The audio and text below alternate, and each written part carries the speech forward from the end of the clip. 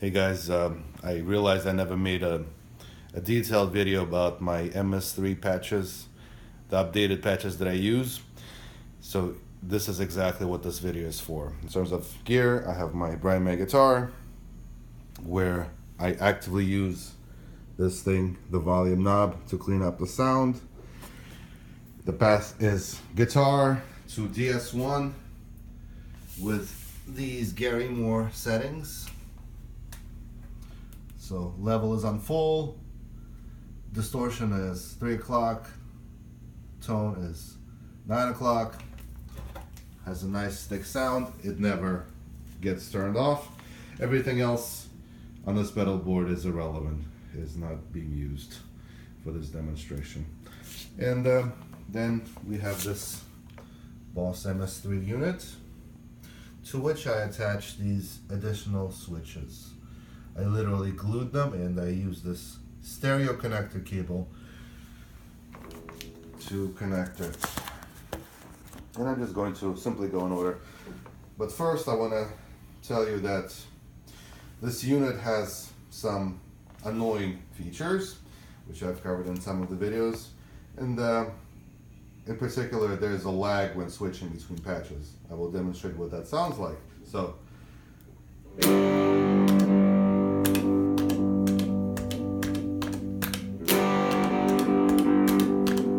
A slight, like 27 millisecond delay, but you basically just need to time your playing so that you don't play anything while you switch patches. Okay. Another thing is that when you switch patches, you need to release the button before the switch takes place, like this, right?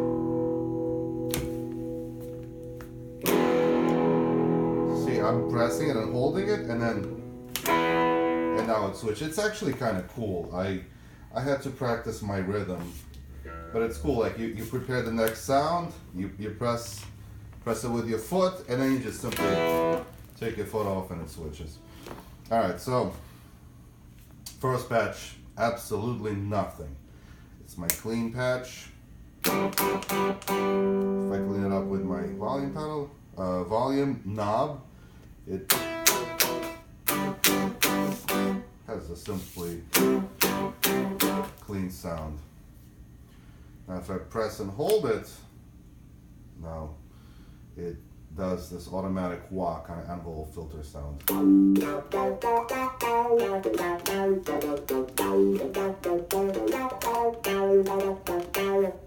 With gain, it sounds like this.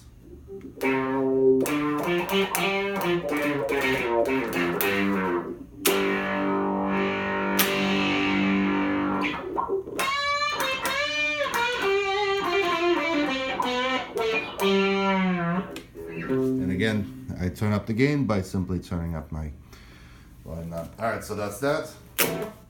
And then I'm using this additional switch, that's switch B. When I press that, it turns on the delay to a specific delay setting. See, it's blinking a certain way.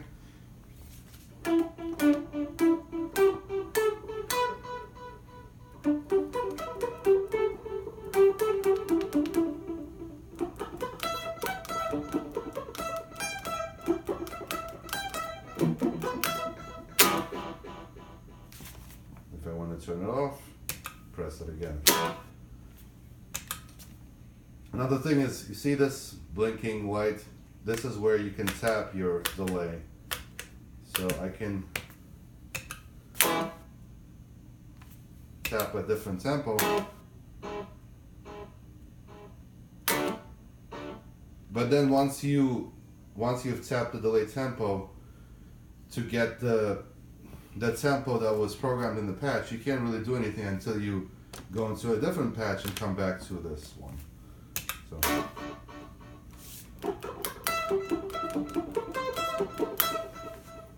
Alright, so that's that. This button in all of my patches is the tuner, and I configured it in such a way that you have to also press and hold, and this becomes your tuner.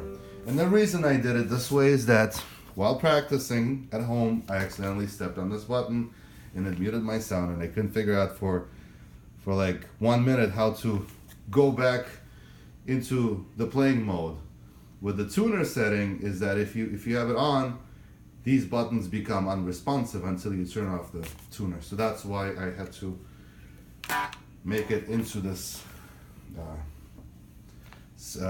mode. You have to press and hold.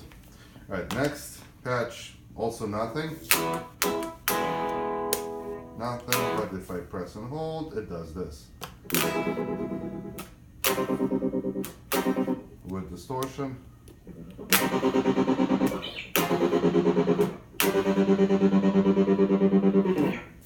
So it's this stutter effect that you have to press and hold. And this button does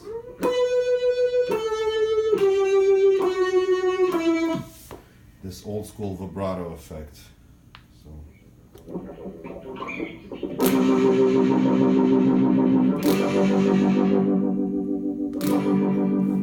you can combine them both by pressing and holding this button.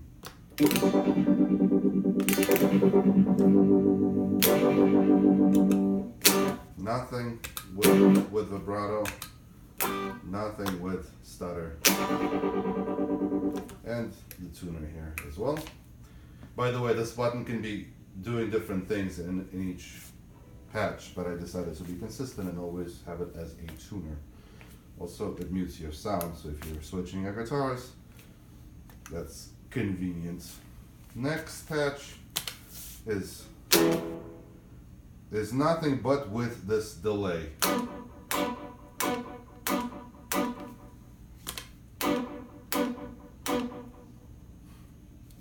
If I press this button, it does this volume swell like this.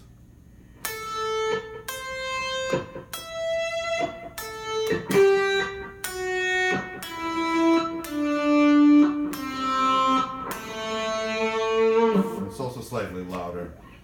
You can imitate this back, what's it called? Like reverse tape sound, basically.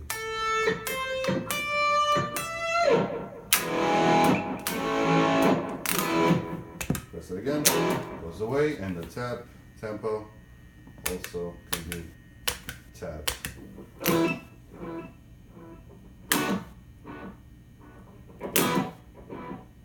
But remember, once you tap the tempo, you have to go to a different patch, come back, and see it's blinking at the same speed.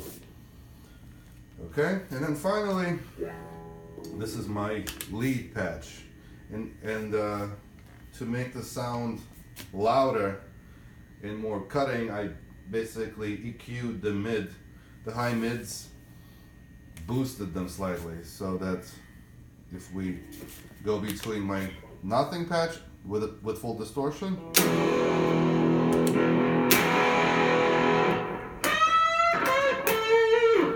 and there's also delay here. So compare that without the, so this is the previous patch, same delay tempo actually, but without the EQing.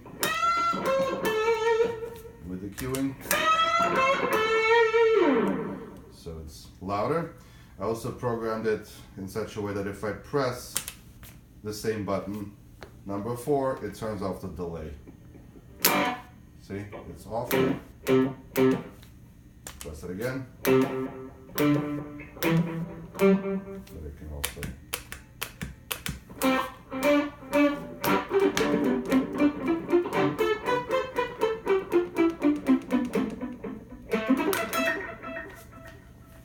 tap the delay. And also with these patches, you can select which effects are on by default. So notice, like in this patch, you have to press and hold this button to turn on the wah, but as soon as you switch to this patch, the delays are automatically on for you, and you can turn it off.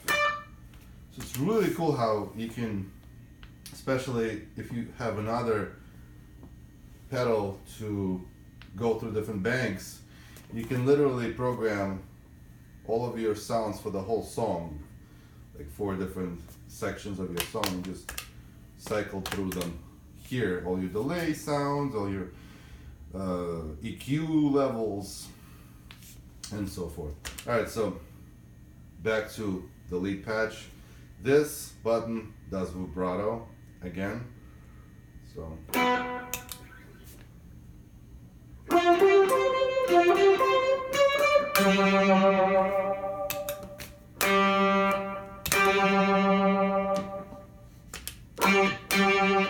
and the tuner. So for the gigs that I'm playing, I'm able to cover all the different sounds that I needed in these 4 buttons for each of the presets. Each one of the presets button functions as an additional switch to control some effects. The most obnoxious ones are controlled by requiring you to hold down the foot, and this additional switch, which happens to be the exact same size as this little unit, does everything else, the tuner and these other things. So overall, as I've said in my previous videos, it's a great processor. It sounds fantastic. The requirement for you to press the button and release the button to make the switch, you need to get used to that, because even when I first used it at a gig, I pressed and held my foot just like I normally would, you know, because you have to concentrate on playing, and the switch did not take place.